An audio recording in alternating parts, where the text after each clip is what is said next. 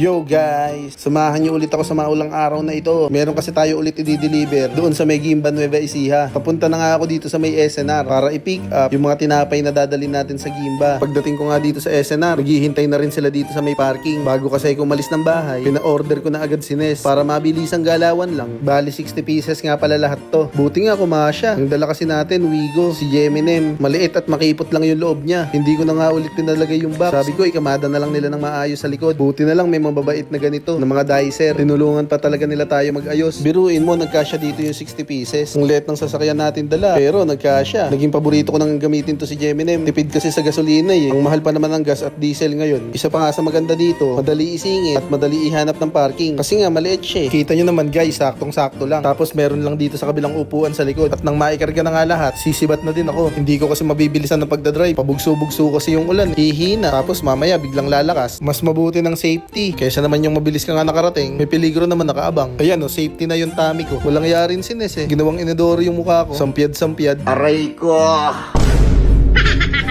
Kuminto nga muna kami sa may gasolinahan. Kasi yung bell nila, i-jingle na. Wordplay.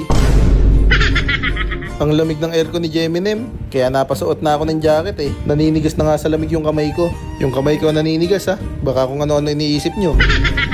Pagkadating ko nga dito, sa diniliberan ko, may magbababa din. Kaya all goods lang, hindi ako pagod. At nung nababa nga nila lahat yan, aalis na rin ako. Baka kasi abutan ako ng baha sa daan. Balita ako, nagpakawala daw ng tubig yung dam.